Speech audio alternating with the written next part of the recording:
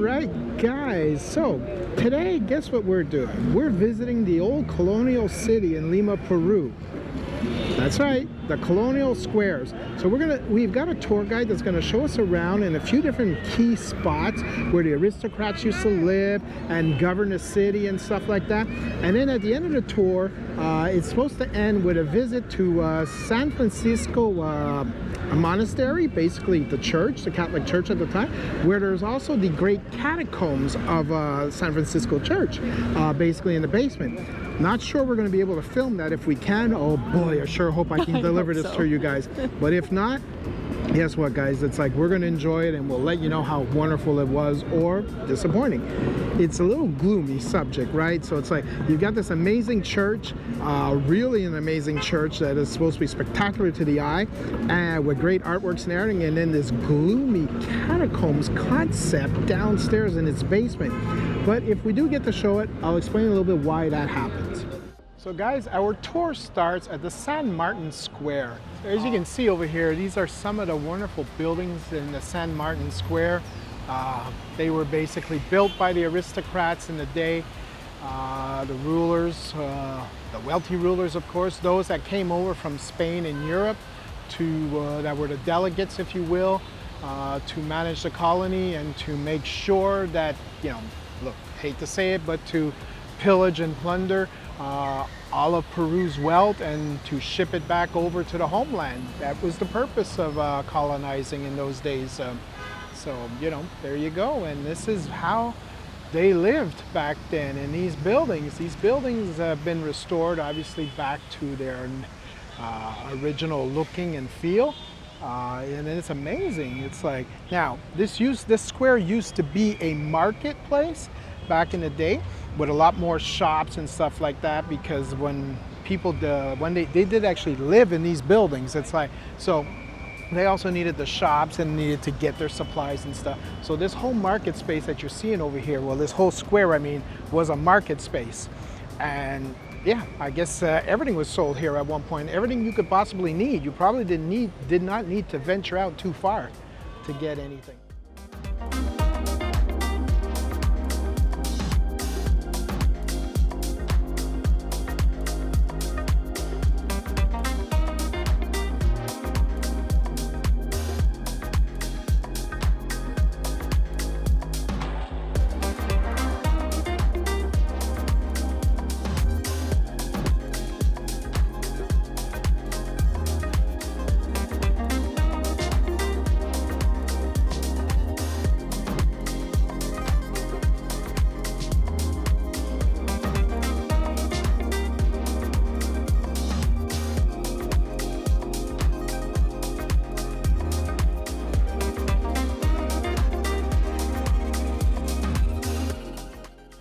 So what we're looking at here, guys, is the San Francisco Monastery.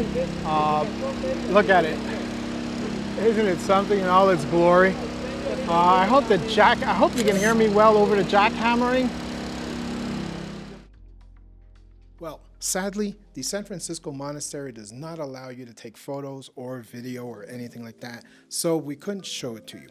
But let me tell you up front, it is spectacular. It's a must-see. It is really, really gorgeous on the inside, and you really should check it out. But you can always pass on the catacombs. Nothing impressive there.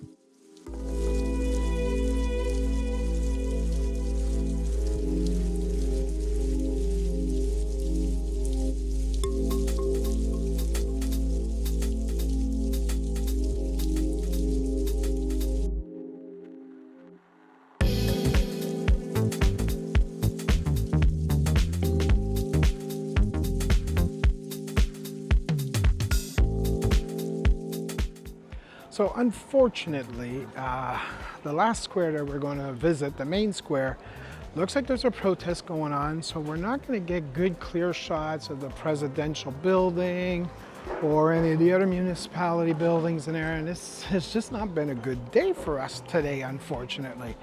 We're going to see what we can do. We're going to do our best, but we are getting towards it at different areas.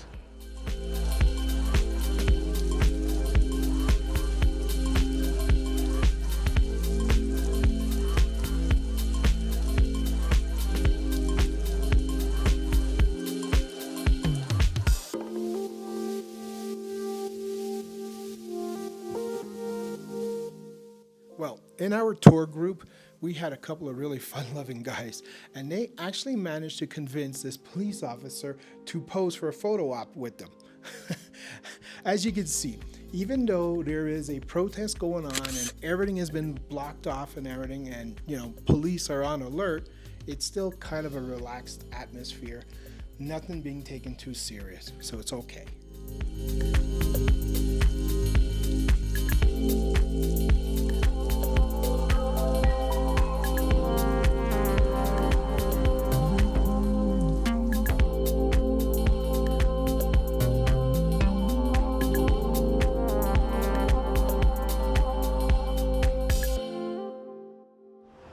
So we are about to explore Olivar Park. Seems to be one of the massive parks here in Lima. Starts way up at the pyramids that we were just at. If you didn't see that video, check the link. It goes pretty much all the way down to Miraflores, so we're going to see how far it goes. We're going to explore it. It's a dog park. Is it a dog park? I think so. Oh, that's quite possible. That's maybe a little, I don't know. I thought at first it was a kids park, and I was like, really? And then, I don't know. There's a little fountain there, a little bird bath area. This is, you know what? I don't know whose park it is, but it's pretty cool looking either way. Might just be for squirrels. Squirrels need a park too. They need a place to relax. All that pressure from finding the nuts after they've buried them.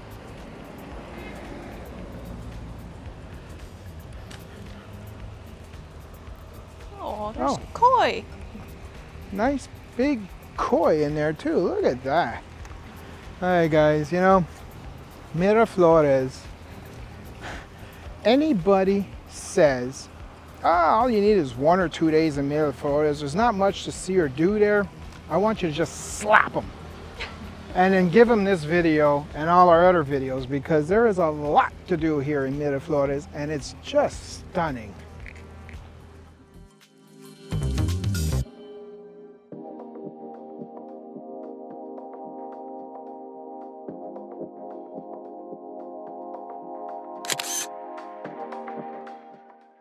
Turtle! Jose loves turtles. Oh, a little family of turtles. Ooh.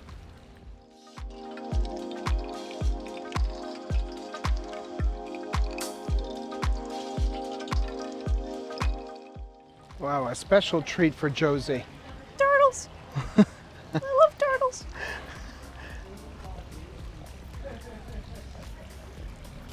Where are you going? Yeah, the other family's underneath. They dove down. They're coming back up. Oh, turtle. Oh, little turtle. Yeah, they're like 4 hanging out together. Oh. Hey, buddy. Look at you.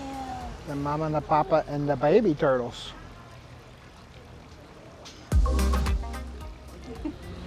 I saw turtles. I love turtles. She does. She loves turtles.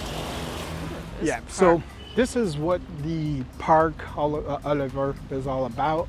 As you can see, it's just this great catwalk that goes right down the middle, splitting the park in half as near as I can tell, with all kinds of different greenery, sometimes some nice little koi water pools, and other times just these spectacular trees for shade and benches where anybody can just hang out and chillax. What did Jose just see? Puppy fountain.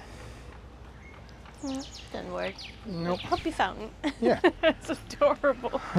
Puppy fountain.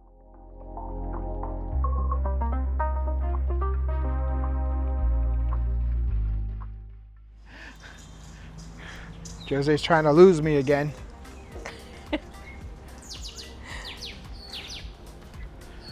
Okay, something may live in there. Oh, you think maybe that's a faraway tree? Ooh. If you can Go get on yourself in try. there. Yeah, I don't fit.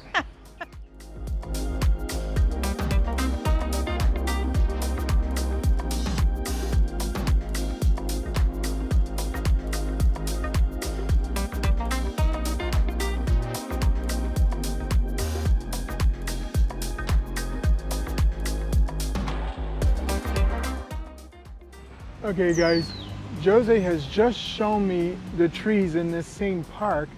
They are olive trees. I am going to see if I can get some to show up on the camera. I will zoom in as best as I can. And I picked one from the tree. It most definitely looks like an olive to me. Feels like an olive. It's an olive. No clue if they'd be edible here. No, I'm no not gonna Spanish find out. to ask. So I will give it to the squirrels. I would Yeah. like. It's definitely an olive. It definitely seems like a nice black olive. Wow. I so want to try it, but I can make myself ill doing it, so I won't. Boy, I really want to try it because I love olives, and now I want vodka. So, again, just a few meters down, after seeing the olive trees, which are still just above us. Now that we see them, we're seeing them everywhere. Now that we've recognized them. Well, now that you've got all these wonderful little outlets again. So, I don't know if we're going to see fish in this one or turtles. Well, I see little rock formations, and Yeah. I believe there's a turtle over there. I believe those rock formations are there for the turtles.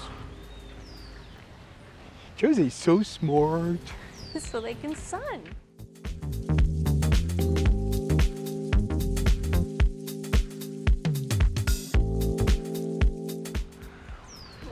We got some squab. Ernie likes his squab. Well, I haven't eaten it yet, but we'll find out. I will eat squab one day. I guarantee it. I bet it tastes like chicken.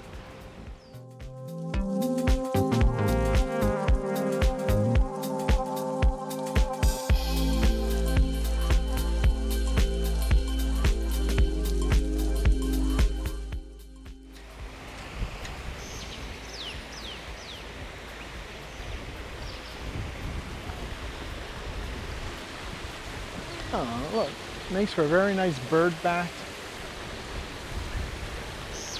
So cool.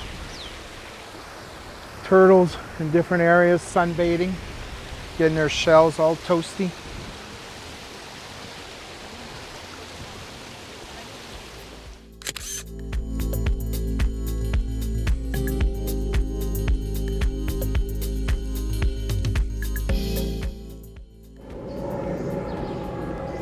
Okay guys, so I'm taking another shot at this amazing olive tree because, well, this is actually a whole olive grove that we've just been told, and it's about the first or maybe the only one in all of the North American continent.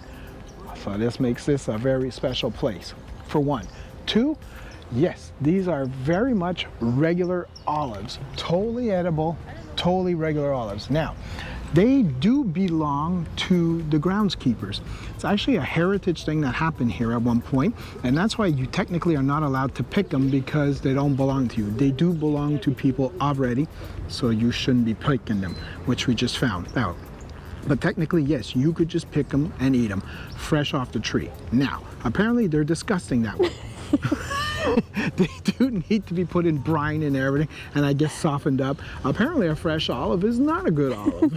Which, probably one of the only few things on this planet that's not better fresh, that you gotta brine it. Do we think vodka would help?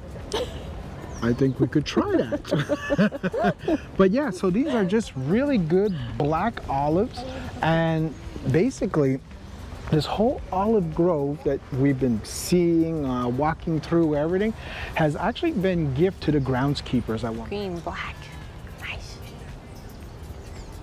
Yeah, so obviously these olives start out green and go black, I guess, is their ripened color, I think.